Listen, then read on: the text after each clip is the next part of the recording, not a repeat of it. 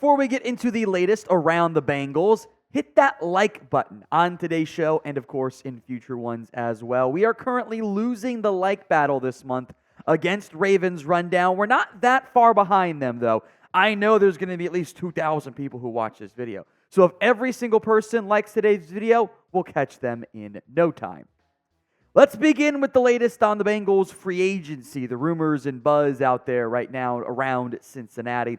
Trent Brown is sent to visit the Bengals on Tuesday, that is today, assuming you're watching it on Tuesday, as the team looks for a right tackle option. Now, Paul Dehner had implied on his recent podcast, The Growler, that Brown could be the next target. His exact line was, they're thinking bigger. We're talking about Mekhi Becton, emphasis on bigger. That only refers to Trent Brown, and the duo of Orlando Brown and Trent Brown, even just short term, would be one of the, I think actually the biggest offensive tackle duos in the NFL. Trent Brown allowed 3 sacks this past year, playing mostly on the left side. More on that in a little bit. But he is listed at 6'8", 370. So we are talking about some very large humans at the bookend duo of Brown and Brown. There's a what can Brown do for Burrow joke mixed in there somewhere as well. The numbers have always been pretty good for Trent Brown, if at times a little bit inconsistent. Now, his grades by year plus the team he played for. Patriots the last 3 years, 80.2 was actually his highest overall grade. Spending, as we get into his time on the left side, was a bit banged up as well. The Raiders, he didn't quite live the hopes there. Missed a lot of time in 2022. Had some time with New England again and the Niners too. What's noteworthy is his snaps by position. Left tackle, right tackle, right tackle, right tackle. Left tackle, some left, but mostly right tackle. Trent Brown can do both of those things.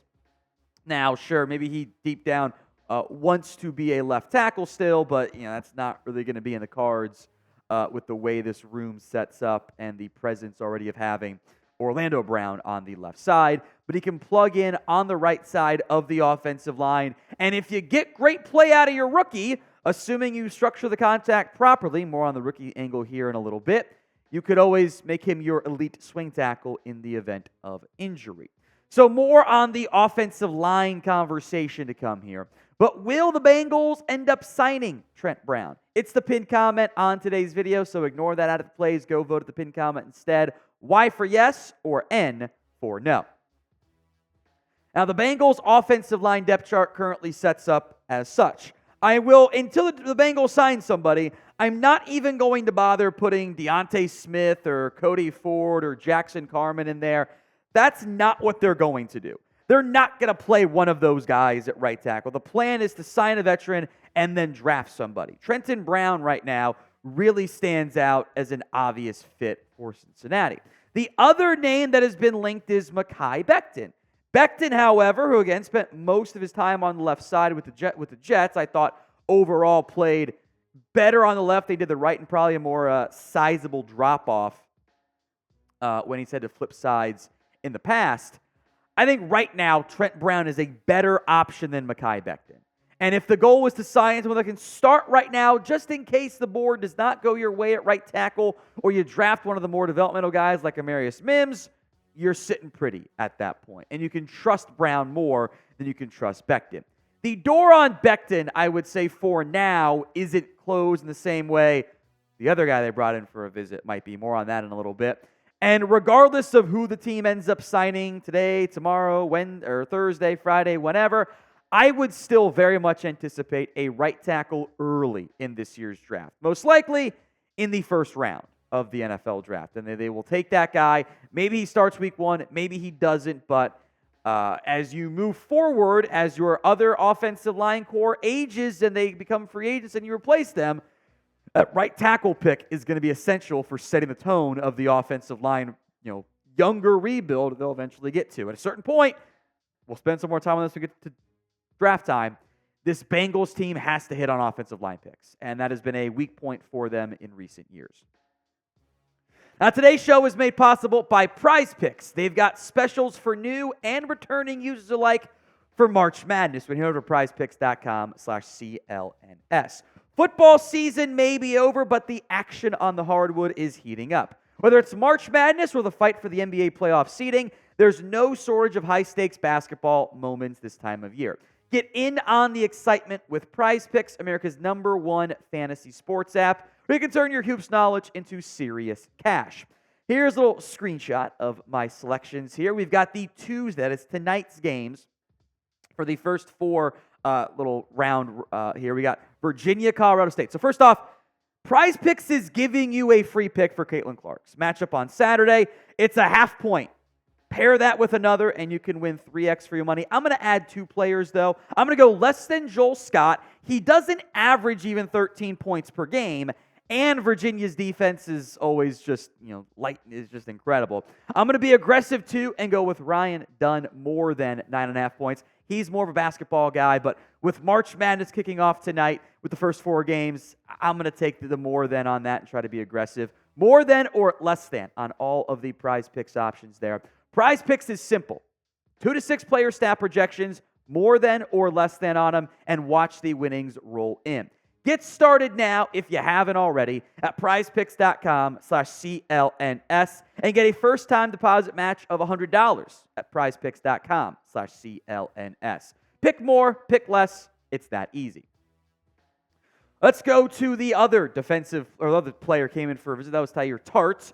Paul Denner, again on the podcast, also reporting the Bengals probably aren't going to sign Tart after his visit. Here's what Denner said on the Growler.